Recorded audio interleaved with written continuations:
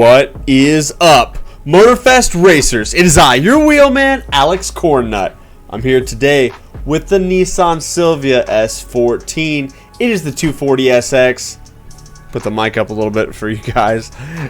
It's awesome. I like it a lot. It's a great street tier 1 car. It's maybe not as fast as the RX-7 or the Focus, but like, it looks good. It's got that JDM vibes. And if you're looking for a setup for this brand new beauty they just gave to us, this is the one. Let me bring it to you. There's a lot you can do with this car, so let's start digging into it.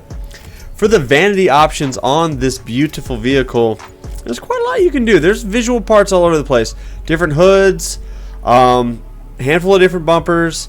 Make sure you guys throw on some wide fenders on there to get those wheels out a little further, get a little more grip going. And then, you know, there's a few different spoilers and stuff. But overall, you can really make it look good. I will say that if you're going to put bumpers on this thing, guys, single exhaust. It's a straight 6 turbo. That is a 3-inch straight back pipe exhaust on all of those engines, always. No doubt, no duals, no two, only one. Okay, outside of that, it looks alright. I do not have a Cornnut crew livery on this one yet, so one of the guys will probably cook one up. So always go through the livery, see if you can find something for yourself. I did like this one. I kind of thought it was pretty sweet. And then outside of that, let's get into the tune, the pro settings, why you guys are actually here. Final drive all the way long, you need that, so when you're in the draft, you can get going the most in the grand race. Grip is 100% both front and rear. Brake balance, we do fade that all the way to the rear, so that's going to be 40% braking. Brake power all the way up. I don't see us ever turning that down, so let's just be clear on that. Aero, it's 100% in the front, but you are going to take a little load out of the rear to give it a little bit of more, a little oversteer. With it all the way, it understeered, so better to have a little oversteer than understeer. So you're going to go -5% in the rear aero. Suspension, you're going to go 8% stiff on the front and then 10% stiff on the rear. For the compression, you're going to soften that up just a skosh. So you're going to go -7% in the front and +3 in the rear. You're going to stiffen up the rear, soften up the front. For the rebound, you're going to go -4% front, +7 in the rear. For the ARB, which is those anti-roll bars, you're going to go +1% front, +10% rear. And then for camber, we're -25% or 0.25 in front, and then -0.15 in the rear. We did set this car up a little bit different than some of the others, and this seemed to give it the overall best way to get around the track. SakuraCommander did this one with us. He is like the biggest asset to the Cornnut crew tuning community right now. That guy is a racer in real life. He just got a brand new Porsche GT3 IRL. Super jelly. I'm going to go to Poland and drive that motherfucker. You watch. But anyway, so he knows what he's doing around the track, and he definitely knows what he's doing when he comes to set up the cars. So big shout out to him, and thank you for that. Shout out to my man Unk RC. He's been racing with me in Forza Motorsport. He's the one that drops all the beats for all the videos. So shout out to him, guys. Thank you so much. Outside of that, those are my people helping me out. Lex is doing my thumbnails. Like the video if you haven't. That's how you can help get this video in front of some other people so they can get the best tunes in the video game. And then come and join me on stream. We'll probably be doing a Motorfest stream later this week. That way we can all get on the grand race together and go tear around the tracks. You guys have a great rest of your day. Stay tuned for the gameplay footage as I run around the test track and then do a little grand racing. We'll call that a tune. Have a great rest of your day. We'll see you next time. Bye-bye.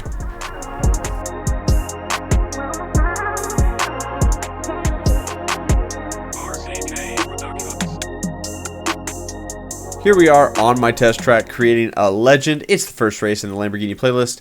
We've got our Nissan noodles, and then I run clean driving to get a little bit of extra money out of it, and then for difficulty it's all the way up, and then nitro and rewind are both off, and then I run sequential, comfort, and ABS. By doing all that, it allows me to set up the car. Pretty much everything else is off, and it allows me to keep consistency from run to run across all the different classes that I run on this track, give you guys kind of an idea how it performs. The goal of this is to not set a crazy cracked time and basically compare all the cars based on their times, because this is not a good representation of what you might, you know, encounter in a grand race. How good the car drafts is something we can't tell on this track. This track really leans very good into acceleration and some really tight cornering. And so for that reason, some cars will be stronger than others. That's why I had somebody, they asked, they're like, hey, could you do like a spreadsheet and then put the times of all the cars at the end of it? And I thought about doing that, but the more that I put into that kind of mental state and what that would end up doing is there would be people that would just go to that list at the end of the video, find out where the car sits, and then build the car based on that. And that's not what these videos are about. That's not what, you know, these performance metrics and these tests I do are for. These tests are to show you kind of how the car handles, what to expect when you get into it, and if you like the car, build the car and then drive it, because driver mod is king. Our friend Goliath, he did a video recently where he goes and does a grand race and just slays, and they're using all stock cars.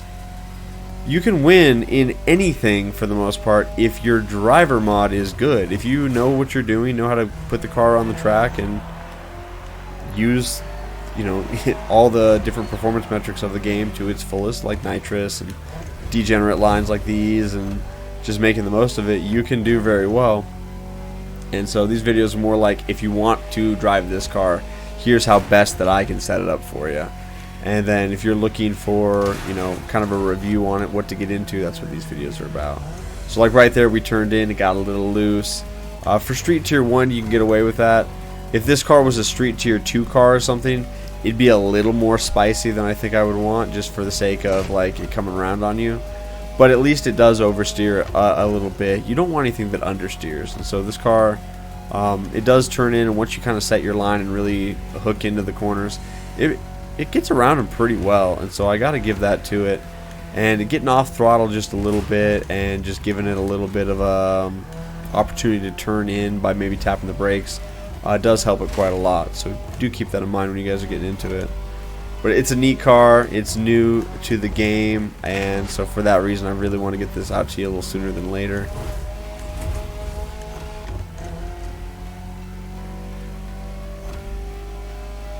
.240SX is pretty sweet.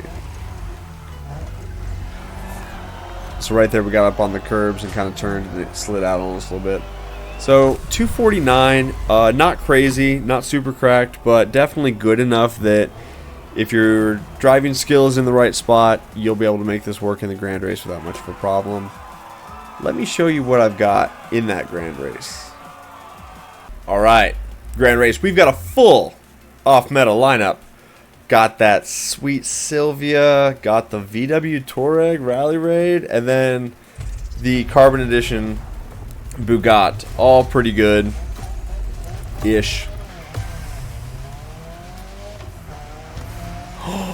That guy's also got the same wrap as me, so I need a Cornnut crew livery on this ASAP.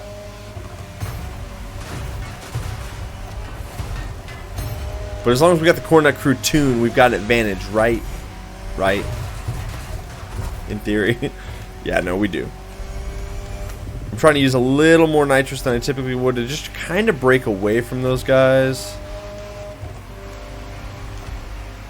Lots more brakes there than what we typically would to make sure we make the corner. Oh, I baited him. That was perfect. If you kind of act like you're not going down the shortcut, people just follow. A lot of sheep in the world, you guys.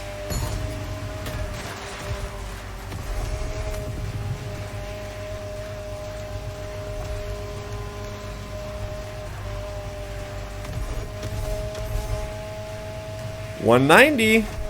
192 in the draft. This car's pretty fast. Handles pretty good too.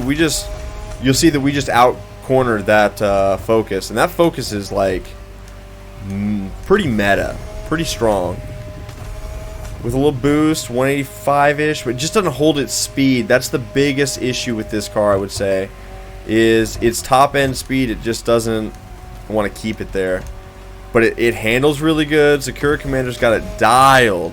Very planted. I know a lot of you guys are going to want to use this car, because why wouldn't you want to use the Silvia? And so if you're looking for a Street 1 car, this is pretty sweet. It does have its caveats, though. That top speed is kind of rough. You're going to be using your nitrous to keep it up on the legs. But, ooh, it's so pretty. And as you guys saw, I had no problem dispatching those guys. It does okay in the dirt, like right there. I was given some steering input. I was full throttle, didn't loop on us or anything. That's kind of an important deal, especially for grand racing, because we do so much degen lines and just get playing in the mud. We got to make sure that we can actually go into the dirt and not die. Under boost and cornering, car does great. I would definitely recommend that Silvia if you were looking for kind of a different tier 1 car that's not the RX-7 or the Focus. Alright, like all things hypercar, I think this one and the Veyron 300 Super Sport Ultimate whatever edition, this is the Carbon edition, both the Bugattis accelerate hard and they turn okay, but they lack in braking. They just don't want to stop. They're big heavy cars.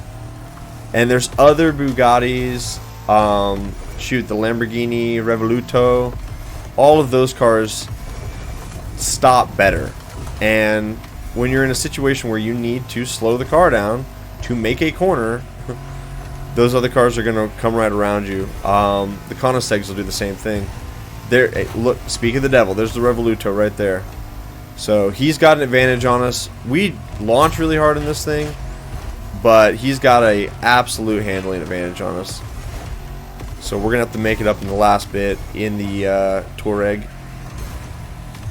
And as you guys can see, like, he's not working nearly as hard to turn that Lamborghini as we are in this.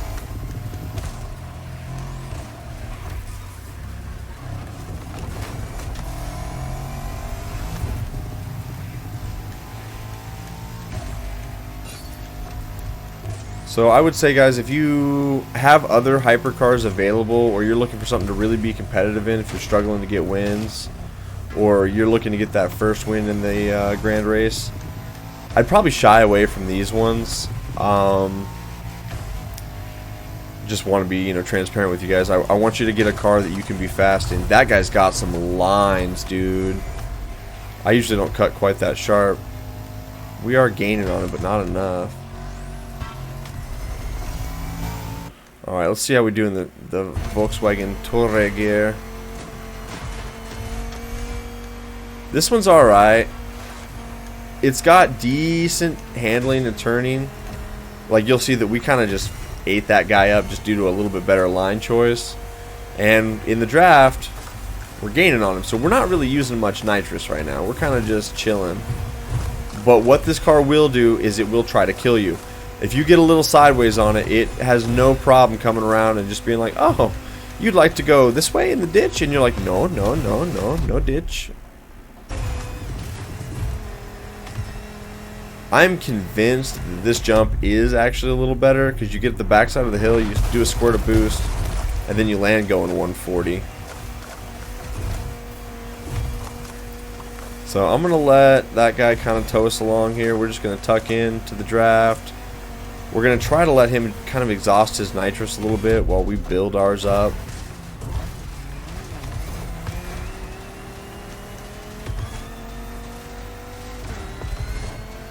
That 370Z is not a bad handling car.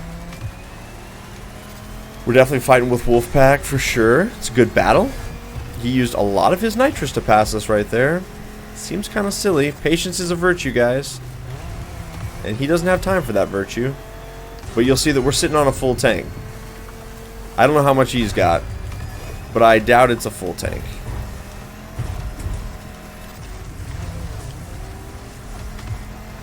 That little technique right there, I'm working on that. If you handbrake and nitrous at the same time, it rotates the car a lot.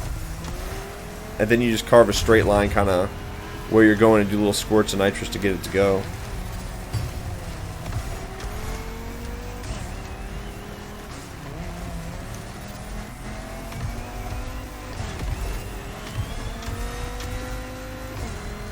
He's really focused on staying in front of us, which is fine. But you don't want to stay in front of somebody when there's still 10% left. You want to... This is what I mean by killing you guys. Like that, this car really just tried to like get super sideways. Alright, see he's using nitrous over there? He's not really gaining on us, though, by doing that. We've got a couple of corners left. We're going to have a full tank here. We're going to burn it.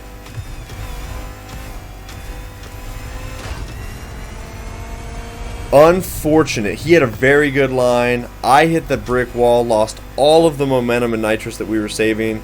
So shout out to Wolfpack. Very well-driven thing, or very well-driven race. This car's not bad. I don't want to poo-poo it too much, but there's definitely better rally cars. It just doesn't have the top speed. Like coming down that hill, some of the other cars go a lot faster. But that's this video, guys. Thank you so much for watching. I greatly appreciate you. Everyone have a great rest of your day. We'll see you next time.